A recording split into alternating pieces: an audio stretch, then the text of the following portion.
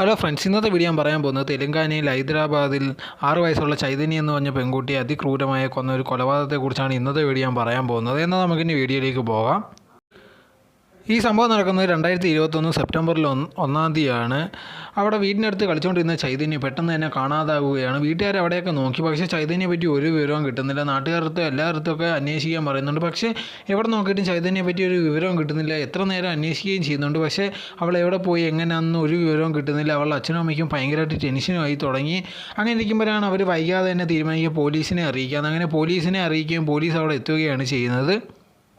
അങ്ങനെ പോലീസ് അവിടെ വരികയാണ്. എല്ലായിടത്തും ചെക്കൊക്കെ ചെയ്യുന്നുണ്ട്, എല്ലായിടത്തും ചോദ്യം ചെയ്യുന്നു. നിങ്ങൾ എവിടെയെങ്കിലും വെച്ച് കൊച്ചിനെ കണ്ടിട്ടുണ്ടോ, അല്ലെങ്കിൽ നിങ്ങൾക്ക് എവിടെയെങ്കിലും അറിയാമോ കുഞ്ഞ് പോകാനുള്ള സാധ്യതയുള്ള സ്ഥലം, അങ്ങനെയൊക്കെ ഓരോരോ കാര്യങ്ങൾ ചോദിക്കുകയാണ്.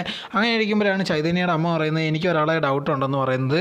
ഞങ്ങളെ വീടിൻ്റെ അപ്പുറത്ത് നെയ്ബറായിട്ടുള്ള രാജു എന്ന് പറഞ്ഞ ഒരാളാണ്, അയാളിലാണ് എനിക്ക് ഡൗട്ട്. അയാളെപ്പോഴും എൻ്റെ മോളിലൂടെ കളിക്കാറൊക്കെ ഉണ്ട്.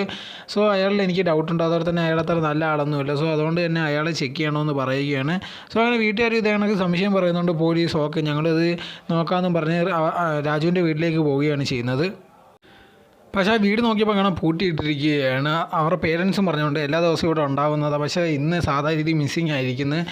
സോ അതുകൊണ്ട് തന്നെ ഞങ്ങൾക്ക് ഡൗട്ടുണ്ടെന്ന് പറഞ്ഞു. അതിൻ്റെ ഒരു രീതിയിലാണ് ആ വീട്ടിലേക്ക് കയറി ചെന്നത്. അങ്ങനെ പോലീസ് കഥവ് തുറന്ന് അകത്തേക്ക് കയറുമ്പോൾ കാണുന്നത് ചൈതന്യം ഉണ്ടെങ്കിൽ അവിടുത്തെ കട്ടിലേ കിടക്കുന്നതാണ്, തലേന്നൊക്കെ ചോര വരുന്നുണ്ട്. അതേ സമയത്തുണ്ടെങ്കിൽ ആ കുട്ടി ഉണ്ടെങ്കിൽ ഡ്രസ്സ് വെച്ച് പൊതിഞ്ഞ് വെച്ചേക്കുന്ന രീതിയിലാണ് കാണുന്നത്. കണ്ടുകൊണ്ട് അവരുടെ വീട്ടുകാർക്കൊക്കെ ഭയങ്കര സന്തോഷമായി ഓടിച്ചെന്ന് ചൈതന്യം എടുത്ത് എണ്ണിപ്പിക്കാൻ നോക്കിയാണ്. പക്ഷെ അപ്പോഴാണ് മനസ്സിലായത് ആ കുഞ്ഞ് മരിച്ചു പോയിട്ട് കുറേ നേരമായെന്ന്. ഇതറിഞ്ഞ നാട്ടുകാർക്കും ഭയങ്കരമായിട്ട് ദേഷ്യം വന്ന് വീട്ടുകാർ ഭയങ്കരമായിട്ട് കരയുകയും ചെയ്തു. അപ്പോഴാണ് അവർക്ക് മനസ്സിലായത് ഇതിന് പിറവി രാജു തന്നെയാണെന്ന്. രാജുവിനെ എവിടെ നിന്നുള്ള അന്വേഷിക്കാൻ വേണ്ടി നാട്ടുകാരും ഭയങ്കരമായിട്ട് നോക്കുകയാണ്. അവൻ ഭയങ്കരമായിട്ടുള്ള ഡ്രഗ് അടിച്ചു, അതോടെ തന്നെ ഭയങ്കരമായിട്ട് കുടിച്ച് റോഡിൽ കിടക്കുന്ന അങ്ങനത്തെ ഒരു സ്വഭാവക്കാരനാണ്. സോ അവർ തീരുമാനിക്കും ഇവിടെയുള്ള ബാറിലൊക്കെ കാണുമോ അല്ലെങ്കിൽ എവിടെയെങ്കിലും കുടിച്ചിട്ട് കിടക്കുമായിരിക്കും, അവനെ നമ്മൾ തന്നെ അടിച്ച് കൊല്ലാമെന്ന് നാട്ടുകാർ തീരുമാനിച്ച് ഭയങ്കര ദേഷ്യപ്പെട്ട് അവർ തന്നെ അന്വേഷിക്കാൻ തുടങ്ങുകയാണ്. അവിടെയൊക്കെ പലയിടങ്ങളിൽ നോക്കുന്നുണ്ട്, പക്ഷേ രാജുവിനെ അവിടെ ഒന്നും കാണുന്നില്ല. നാട്ടുകാർ ഈ വിവരങ്ങൾ ഭയങ്കരമായിട്ട് അപ്പുറത്തുള്ള ഗ്രാമ ആൾക്കാരുമായിട്ട് ഷെയർ ചെയ്യുന്നുണ്ട്. അവരും ഭയങ്കരമായിട്ട് ഇത് അന്വേഷിക്കുകയൊക്കെ ചെയ്യുന്നുണ്ട്. അങ്ങനെ അന്വേഷിച്ചുകൊണ്ട് ഇരിക്കും. രാജുവിനെ പറ്റി ഒരു വിവരവും കിട്ടുന്നില്ല.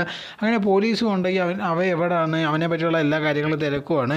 അവരാണ് നാട്ടുകാർ പറയുന്നത് അവൻ രാജു ഉണ്ടെങ്കിൽ ഒറ്റയ്ക്കാണ് താമസിക്കുന്നത്, അവൻ്റെ അമ്മയും ഭാര്യയൊന്നും ഇപ്പോൾ അവൻ്റെ കൂടെ ഇല്ല, അവൻ ഇതേ സ്വഭാവമായതുകൊണ്ട് തന്നെ അവനെ വിട്ടിട്ട് അവരും പോയെന്നാണ് പറഞ്ഞിരിക്കുന്നത്. അത് കഴിഞ്ഞപ്പോഴത്തേക്കൊണ്ട് പോലീസ് ആ കുഞ്ഞിനെ ഹോസ്പിറ്റലിലേക്ക് അയക്കുകയാണ്. അവിടെ ഓട്ടോപ്സി എല്ലാം നോക്കുന്നുണ്ട്. അപ്പോഴാണ് മനസ്സിലാവുന്നത് ആ കുഞ്ഞ് റേപ്പ് ചെയ്യപ്പെട്ടിരിക്കുന്നു. അതിനുശേഷം തലയിൽ അടി കെട്ടി അതിൽ നിന്നുള്ള ചോര പോയതിൽ നിന്നാണ് കുഞ്ഞ് മരണപ്പെട്ടതെന്ന് സ്ഥിരീകരിക്കുകയും ചെയ്യുന്നുണ്ട്.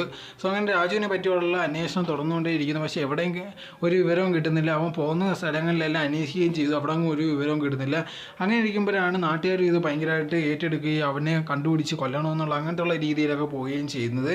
അങ്ങനെ ഇരിക്കുമ്പോൾ പോലീസിന് ഒരു ഐഡിയയും കിട്ടുന്നില്ല അവ എവിടെ പോയി എങ്ങനെയാണെന്ന്. അവനെ പറ്റിയുള്ള എല്ലാ കാര്യങ്ങളും അന്വേഷിക്കുകയും ചെയ്യുന്നുണ്ട്.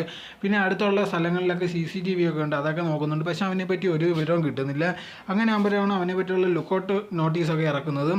അവനെ എവിടെ കണ്ടു കഴിഞ്ഞാലും അതേ കണക്ക് അറിയിക്കണം, അങ്ങനത്തെ ഉള്ള കാര്യങ്ങൾ പറയുന്നുണ്ട്. അത് ഭയങ്കര തെലുങ്കാന ഭയങ്കര ഒരു വിഷയമായിട്ടുള്ള കേസായിരുന്നു ഇത്. ആ സമയത്താണ് അവിടുത്തെ മന്ത്രി ഉടനെ തന്നെ ഒരു ട്വീറ്റ് ഇട്ടുന്നവനെ പിടിച്ചു എന്നുള്ള പറഞ്ഞുകൊണ്ട്. പക്ഷെ അത് സത്യമായിട്ടുള്ള ഒരു ന്യൂസ് അല്ലായിരുന്നു. അത് കുറച്ച് കഴിഞ്ഞപ്പോൾ മന്ത്രി തന്നെ പിന്നെ അത് മാറ്റി പറഞ്ഞു. അതും വലിയൊരു വിഷയമായിട്ട് പോയിക്കൊണ്ടേ ഇരിക്കുകയായിരുന്നു. അങ്ങനെ കുറേ കഴിഞ്ഞപ്പോഴത്തേക്ക് അവനെ പറ്റി എന്തെങ്കിലും വിവരം കിട്ടണം, അല്ലെങ്കിൽ അവനെ എങ്ങനെയെങ്കിലും വെളി കൊണ്ടുവന്നുള്ള രീതിയിൽ അവൻ്റെ തലയ്ക്കുണ്ടെങ്കിൽ 10 ലക്ഷം രൂപ റിവാർഡൊക്കെ വെച്ചിരുന്നു. അങ്ങനെയെങ്കിലും അവൻ്റെ കൂടെ ഉള്ളവർ ആരെങ്കിലും ഇത് കണ്ടു കഴിഞ്ഞ് പണത്തിനുള്ള ആഗ്രഹം ഉണ്ടെങ്കിൽ അവനെ ഒറ്റിക്കളയും, അങ്ങനത്തെ ഉള്ള കാര്യങ്ങളൊക്കെ വിചാരിച്ച് തന്നെ ഇങ്ങനത്തെ ഒരു റിവാർഡ് വെച്ചിരുന്നു. പക്ഷേ കുറേ നാൾ കഴിഞ്ഞിട്ട് ഇവനെ പറ്റി ഒരു വിവരവും കിട്ടുന്നില്ല. പക്ഷേ പോലീസിനോട് ആൾക്കാർക്ക് ഭയങ്കരമായിട്ട് ദേഷ്യം തുടങ്ങി. അവിടെ വരുന്ന പോലീസുകാരെ കല്ലുകൊണ്ട് എറിഞ്ഞ് ഓടിക്കുകയൊക്കെ അങ്ങനത്തെ ഉള്ള കാര്യങ്ങളൊക്കെ ചെയ്യുകയും ചെയ്തായിരുന്നു. അങ്ങനെ ഇരിക്കുമ്പോഴാണ് പെട്ടെന്ന് പോലീസ് സ്റ്റേഷനിലേക്ക് ഒരു കോൾ വരുന്നത്, രാജുവിനെ കണ്ടു എന്ന് പറഞ്ഞിട്ടുള്ളത്. അപ്പോൾ അവരുടെ അടുത്ത് ചോദിക്കുന്നത് എവിടെ വെച്ചാണ് കണ്ടത്. അപ്പോഴത്തേക്ക് അടുത്തുള്ള സ്ഥലത്ത് തന്നെ ഒരു ഗ്രാമത്തിൽ ബാറിൽ നിന്ന് കുടിച്ചുകൊണ്ടിരിക്കുന്നത് കണ്ടു എന്ന് പറഞ്ഞൊരു ഫ്രണ്ടിൻ്റെ കൂടെ. അത് കുറച്ച് മുഖം മറച്ചിട്ടുണ്ടായിരുന്നു, പക്ഷേ അവർ കണ്ടപ്പോൾ മനസ്സിലായെന്ന് പറയുന്നുണ്ട്. പക്ഷേ ആ സമയത്തുണ്ടെങ്കിൽ പോലീസ് അവിടെ ചെല്ലുകയും അന്വേഷിക്കുമ്പോഴത്തേക്ക് അവ എവിടെ പോയെന്ന് വേറെ വിവരമൊന്നും കിട്ടുന്നില്ല. സോ അങ്ങനെ ഇരിക്കുമ്പോഴത്തേക്ക് CCTV നോക്കിയപ്പോൾ അവൻ്റെ കൂടെ ഉള്ളവർ തന്നെ കണ്ടുപിടിക്കുകയും അവൻ്റെ അടുത്ത് ചോദ്യം ചെയ്യുകയാണ് ചെയ്യുന്നത്. അവൻ എവിടെ പോയി അങ്ങനെയുള്ള കാര്യങ്ങളൊക്കെ ചോദിക്കുന്നുണ്ട്. പക്ഷേ ആ സമയത്ത് അവനും വലിയ കാര്യങ്ങളൊന്നും അറിയത്തില്ല. അവനോട് സംസാരിച്ചെന്ന് മാത്രമേ ഉള്ളൂ, വേറെ ഇതിനെ പറ്റി ഒരു വിവരവും കിട്ടുന്നില്ല. അവൻ എവിടെ പോയി എന്നുള്ളത് നല്ലോണം അടിച്ചു ചോദിച്ചിട്ടും വേറെ വിവരമൊന്നും അവനിൽ നിന്ന് കിട്ടുന്നില്ല. അപ്പോൾ മനസ്സിലായി അവർ ചുമ്മാ സംസാരിച്ചത് മാത്രമേ ഉള്ളൂ, വേറെ വിവരമൊന്നും ഇല്ലെന്ന്. പിന്നെ ഇതേ കുറേ നാൾ ഇതേ കേസ് പോയിക്കൊണ്ടിരിക്കുകയാണ്. അവനെ പറ്റി ഒരു വിവരവും കിട്ടുന്നില്ല. പോലീസിന് ഭയങ്കരമായിട്ട് തലവേദനയായി. ഇത് ഭയങ്കരമുള്ളൊരു സെൻസേഷനായിട്ടുള്ളൊരു കേസ് തന്നെ ആയതുകൊണ്ട് അവനെ ഉടനെ തന്നെ പിടിക്കണമെന്ന് നാട്ടുകാരും അതോടെ തന്നെ ഭയങ്കര സെലിബ്രിറ്റീസൊക്കെ ഇത് ടാഗ് ചെയ്തിട്ടുണ്ടായിരുന്നു. സോ അങ്ങനെ വലിയൊരു കേസായി ഇത് കൊണ്ടുപോയിക്കൊണ്ടിരിക്കുകയാണ്. കുറേ പേര് പറഞ്ഞിട്ട് അവനെ കണ്ടു കിട്ടിയാൽ തന്നെ ഉടനെ വെടിവെച്ച് കൊല്ലണം, അല്ലെങ്കിൽ ഞങ്ങളെ ഏൽപ്പിക്കണം, അങ്ങനത്തുള്ള കാര്യങ്ങളൊക്കെ പറഞ്ഞ് ഇതൊരു വലിയ കേസായിട്ട് പോയിക്കൊണ്ടിരിക്കുകയായിരുന്നു. അങ്ങനെ കുറച്ച് നാൾ കഴിയുമ്പോഴത്തേക്ക് നാരങ്ങളിൽ എന്ന് പറഞ്ഞ സ്ഥലത്ത് നിന്നൊരു പോലീസ് സ്റ്റേഷനിൽ നിന്ന് ഇവിടെയുള്ള പോലീസ് സ്റ്റേഷനിലേക്ക് ഒരു കോൾ വരികയാണ്. അവിടുത്തെ റെയിൽവേ സ്റ്റേഷനിൽ വേറൊരു ഒരാളുടെ ബോഡി കിടപ്പുണ്ട്. അത് കണ്ടിട്ട് രാജുവിൻ്റെ അതേ കണക്ക് തോന്നുന്നുണ്ടെന്ന് പറയുന്നു. സോ ഇവിടുത്തെ പോലീസ് അവിടെ ചെന്ന് അന്വേഷിക്കുകയും കാര്യങ്ങളൊക്കെ നോക്കുമ്പോഴത്തേക്ക് അത് ബോഡിയുടെ ഈ മുഖം ഭയങ്കര വികൃതമായിട്ടിരിക്കുന്നത് ട്രെയിൻ ഇടിച്ച് മരിച്ചതാണ്. സോ മുഖം വെച്ച് കറക്റ്റായിട്ട് പറയാനും പറ്റത്തില്ല അത് അവൻ തന്നെയാണോ എന്ന്. ആ സമയത്താണ് എങ്ങനെയെങ്കിലും അവനെ പറ്റി വിവരം എന്തെങ്കിലും കിട്ടുക, അല്ലെങ്കിൽ അവനെ എങ്ങനെ ഐഡൻറ്റിഫൈ ചെയ്യുന്നതെന്ന് നോക്കുമ്പോഴത്തേക്ക് അവൻ്റെ കയ്യിലൊരു ടാറ്റു ഉണ്ടായിരുന്നു. അതിനകത്ത് എഴുതിയേക്കുന്നത് മോണിക എന്ന് പറഞ്ഞൊരു പേരാണ്. അതുണ്ടെങ്കിൽ രാജുവിൻ്റെ വൈഫിൻ്റെ പേരാണ്. ഇതേ കണക്കത്തുള്ള ഒരു കൈ തന്നെ ടാറ്റു അടിക്കുന്ന രീതിയിൽ അവൻ്റെ കയ്യിലും ഉണ്ടായിരുന്നു, രാജുവിൻ്റെ കയ്യിൽ. സോ പോലീസ് ഉറപ്പിച്ചത് രാജുവിൻ്റെ ബോഡി തന്നെയാണെന്നുള്ളത്. പക്ഷേ അവൻ ഇങ്ങനെ ഇവിടെ വന്നു, അല്ലെങ്കിൽ ഇപ്പം എന്തിനാ ആത്മഹത്യ ചെയ്ത്, അങ്ങനത്തുള്ള കുറേ ചോദ്യങ്ങളുണ്ടായിരുന്നു. പക്ഷേ ഇത് അവൻ തന്നെയാണെന്ന് ഉറപ്പിക്കുകയും അങ്ങനെ കേസ് അത് സോൾവ് ആവുകയും ചെയ്തു. പക്ഷേ അതേ സമയത്ത് നാട്ടുകാർക്ക് ഇതിനെ തുടർന്ന് ഭയങ്കരമായിട്ട് ഡൗട്ടുള്ള കാര്യങ്ങളുണ്ട്. ഇത് അവൻ തന്നെയാണോ അതോ വേറെ ആരെങ്കിലും ആണോ, അല്ലെങ്കിൽ പോലീസ് ഉണ്ടെങ്കിൽ വേറെ ആരെങ്കിലും കസ്റ്റഡിയിലെടുത്ത് അവരുണ്ടെങ്കിൽ മാറി ആൾക്കാരെ അടിച്ച് കൊന്നതിന് ശേഷം ഉണ്ടെങ്കിൽ ചിലപ്പോൾ ഇനി അവൻ്റെ പേര് ഇടാൻ വേണ്ടി ഇങ്ങനെ കൊണ്ടുവന്നിട്ട് എന്നോ അങ്ങനത്തുള്ള പല തിയറീസ് അങ്ങനെ പോയിക്കൊണ്ടേ ഇരിക്കുകയായിരുന്നു. നാട്ടുകാർ പറയുന്നത് ഇത് രാജു അല്ല, ഇത് വേറെ ആരാണ്ടാണ്, പോലീസ് ആളുമാറി പിടിച്ചിട്ട് എൻകൗണ്ടർ ചെയ്തു. പക്ഷേ അത് ആൾക്കാർ അറിയാതിരിക്കാൻ വേണ്ടി മുഖം ഉണ്ടെങ്കിൽ വികൃതമാക്കി ഇതേ കണക്ക് റെയിൽവേ സ്റ്റേഷനിൽ കൊണ്ടുവന്ന് ഇട്ടേക്കുവാണ്. അങ്ങനത്തുള്ള കാര്യങ്ങളൊക്കെ പറയുന്നുണ്ട്. ഇങ്ങനെ അപ്പോഴത്തേക്ക് അവിടെയുള്ള ഒരാളുടെ അടുത്ത് ചോദിച്ചപ്പോഴാണ് ഇത് കണ്ട ദൃക്സാക്ഷി പറയുന്നതാണ്. ആ സമയത്തുണ്ടെങ്കിൽ രാജു ഉണ്ടെങ്കിൽ റെയിൽവേ പാളത്തിൻ്റെ അവിടെ നിൽക്കുന്നുണ്ടായിരുന്നു. അവിടുത്തെ ആൾ വന്നിട്ട് പറയുന്നുണ്ട് അവിടുന്ന് മാറി നിൽക്കുക. ഇത് കേട്ടിട്ട് രാജു ഉണ്ടെങ്കിൽ മാറി നിൽക്കുകയും ചെയ്യുന്നു. ആ സമയത്താണ് ട്രെയിൻ വരുന്നത്.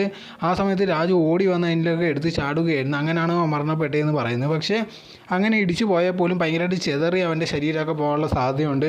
അങ്ങനെ ഇരുന്നിട്ട് പോലും അവൻ്റെ മുഖം മാത്രമേ വികൃതമായിട്ടിരിക്കുന്നു. അത് ഭയങ്കരമായിട്ടുള്ളൊരു സസ്പീഷ്യസ് ആയിട്ടുള്ള കാര്യമെന്ന് നാട്ടുകാരും പറയുന്നുണ്ട്. പക്ഷേ എന്തെന്ന് പറഞ്ഞാൽ ഈ അവസാനം അവനാണെന്ന് തന്നെയാണ് ഉറപ്പ് പറയുന്നത്. അങ്ങനെ അവൻ്റെ വീട്ടുകാരും വിശ്വസിക്കുന്നത് ഇത് അവൻ തന്നെയാണ്. പക്ഷേ ഇതിനെതിരെ നാട്ടുകാർ പല രീതിയിലുള്ള തിയറി പറയുന്നുണ്ട്, ഇങ്ങനെ അങ്ങനെയാണെന്നുള്ള കാര്യങ്ങൾ. പക്ഷേ കുറച്ച് പേർക്ക് സമാധാനമാണ് അവൻ എങ്ങനെയായാലും മരിച്ചു എന്നുള്ള രീതിയിൽ.